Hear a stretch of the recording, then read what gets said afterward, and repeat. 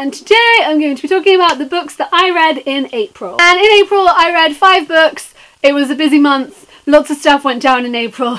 Reading was not, I did not have time. I didn't read as much as I would have liked to have done, but I'm happy with the progress that I made because it was a very busy month. Lots of stuff went on in April, so I'm very happy with the progress. So the first book that I read in April was actually a crime book, which was totally out of what I usually read and was completely, it just messed up the flow. I was in a real big sci-fi kick and then I went into contemporary and then I wasn't kind of finished with my contemporary kick, but I was like, I'm just gonna read a crime book. So I just jumped straight in, and that book was The Cuckoo's Calling by Robert Galbraith. Now for those that don't know, I'm sure that everyone knows, but Robert Galbraith is actually a pseudonym for J.K. Rowling, so this book was written by J.K. Rowling, but when she first released this one, which is the first book in the series, she didn't want to put J.K. Rowling on it because she didn't want people to just buy the book because it was hers. There's a really long-winded story to say this book was written by J.K. Rowling, but it's J.K. Rowling. And obviously I really like J.K. Rowling, a little bit, but I read The Casual Vacancy last year and didn't like The Casual Vacancy. I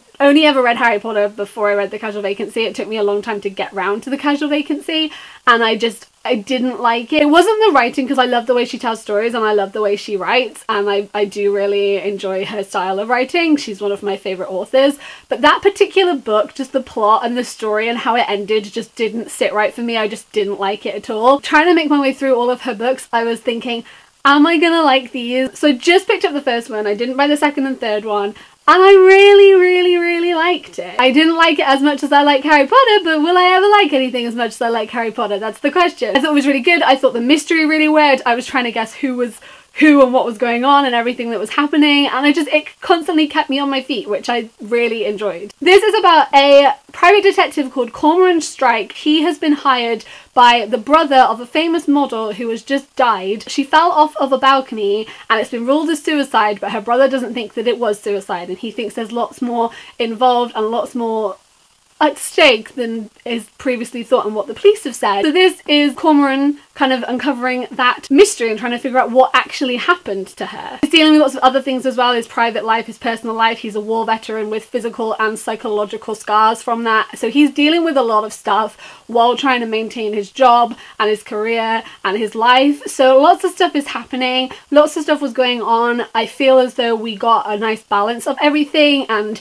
we got to see his life and what was going on there, and we cared about that. We saw enough that we cared about it, but it didn't dominate the entire story. But we also saw a lot of how he was uncovering the mysteries and how he was working everything out. I think that he was really good. Like, I love kind of mystery stories, and I realised that that's kind of what Chamber of Secrets is a little bit. Like, she does that really well, and obviously Chamber of Secrets is like, who is it? Who did it? What's going on? She's able to like construct that well in a story, and I think she did a really good job of it in this. I gave this book 4 out of 5 stars. I really liked it. I'm looking forward to reading the rest of them. There are currently 2 more in the series, which I'm planning on getting hopefully this month or possibly next month, and then there is going to be another one coming out this year, I think, that she just announced the title of. So yeah, I did really enjoy this. It surprised me how much I liked it, and maybe because I went into it expecting something like The Casual Vacancy and then it was nothing like The Casual Vacancy, maybe that's why I liked it as much as I did. But I did really enjoy this book. I think the series is really good, and I think she does crime very well. So it made me enjoy a crime novel, which is a rare thing, so I'm looking forward to reading the rest of them. Then I went back into a contemporary novel, which was probably a bad idea because then I was in a weird mood, because I'd just done loads of contemporaries, then just a random crime novel, and then another contemporary, and my brain just couldn't deal with that. The book that I jumped into was Tell Me Again How a Crush Should Feel by Sarah Farazan. I was reading lots of LGBTQ+ books, as lots of you guys were recommending some to me. I did a live show back in like February, like it was ages ago now. I should do another one soon. One of the ones that was recommended to me was Everything Leads to You by Nina LaCour. So when I read that one and I loved it, I said, what else is similar? And this one was recommended to me, and I managed to get a second-hand copy for a penny, so pretty good going. It is about a girl called Layla who is an Iranian American, and because of this she already feels very different from her peers, and she doesn't want to kind of draw attention to the fact that she's never really been in a relationship. She likes girls, so she doesn't want to do anything or tell anyone anything that would make them treat her even more differently than she already feels. And then there is a new girl at school called Saskia, and it is everything that unfolds from there. I thought this book was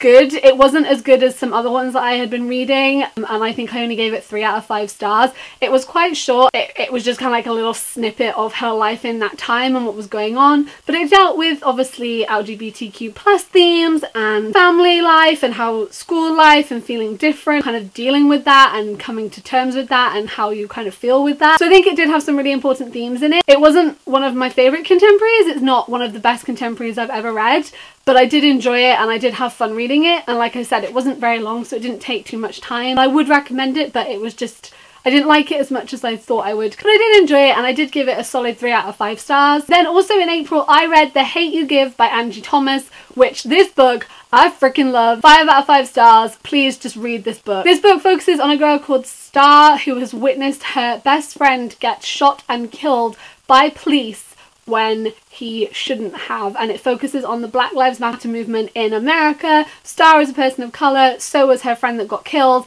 and it's the whole issue that there are people being killed but based on stereotypes and judgments and police officers not actually paying attention to a situation and just acting based on what they think because of stupid stereotypes that shouldn't exist. This book made me angry. I am obviously not a person of colour and I have no authority to speak for what it is like to be a person of colour, but this book was fictional, but it was educational and it was very eye-opening. As someone that isn't a person of colour, I don't think you can ever truly realise just how privileged you are in that sense. People will treat you differently based on the colour of your skin. Like it's such a ridiculous concept, but it's a thing that happens to the point where people lose their lives because of it. So this book is important. It was angry, it was educational, it was amazing. The ending, without spoiling it too much, was what I expected, because that's what happens in life, and it's sad that I expected it, and it's sad that I thought that that's what the outcome was going to be, because that's what happens in real life, because people get away with shit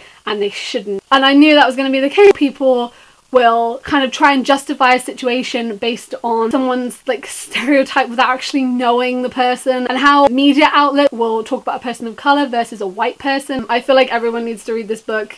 I feel like you need to listen to this book, and there's actually a bit at the back of this book written by the author which you also really need to read and listen to, and it's something we need to keep talking about. And the fact that so many people have lost their lives when they didn't need to lose their lives, the fact that children and really young people have lost their lives when they didn't need to lose their lives, that, you know, like, this is important. This is one of the most important books I've read. It's one of the most important books of the year, of the month. Just read this book. This book's amazing. Just listen to it, read the book. And then finally, the last 2 books that I read in April were the first 2 books in the Chronicles of Narnia series by C.S. Lewis. So I read The Magician's Nephew and The Lion, the Witch and the Wardrobe. I have never read the Narnia series ever, but in April I got my hands on a box set of all 7 books and decided it was finally time for me to read them, and I managed to get through the first 2, and hopefully I will finish the rest of the series in May. I'd only ever seen The Lion, the Witch and the Wardrobe and Prince Caspian film, so reading this, like, The Lion, the Witch and the Wardrobe isn't even the first book, so I got a lot more backstory and a lot more background than I thought I was going to get. So I read The Magician's Nephew, which is the first book in the series, which focuses on Diggory and Polly. Diggory is the magician's nephew, and they get these magic rings which transports them to a different world, and there's an evil queen and stuff goes down. And then The Lion, the Witch and the Wardrobe is the classic story of Lucy, Edmund, Peter and Susan, who go through the wardrobe and end up in the magical world of Narnia. So that's everything that I know so far. I haven't read the rest of the books yet, so I'm looking forward to it, but I really love these 2. I loved getting more history and backstory and to learn more about the characters that I knew from Narnia and characters I didn't know from Narnia, and just to meet new people. So I really liked these. I'm excited to read the rest of the series. You know, I've got 5 more to go, so hopefully I can do that before Lord of Shadows comes out, because I'm not going to want to do anything after that book comes out other than cry. So hopefully I'll get the rest of these done in May, but I did really enjoy these 2. So yeah, so I did only read 5 books in April, but I did really enjoy them. They were all varied and different genres and different topics and talking about lots of different things. And I was glad that I kind of expanded my reading and read different things and read things that maybe were a little bit outside of my comfort zone but that I enjoyed anyway. What books did you read in April? Have you read any of these ones? Are you planning on reading any of these ones? What other ones did you read? Let's all chat down below. If you're new here, I make videos a couple of times a week, so if you would like to stick around and join us, then you can do that. And as usual, all my links will be in the description below if you would like to come hang out on any other social medias. Thank you guys for watching. I hope we're doing really well, and I will see you next time. Goodbye!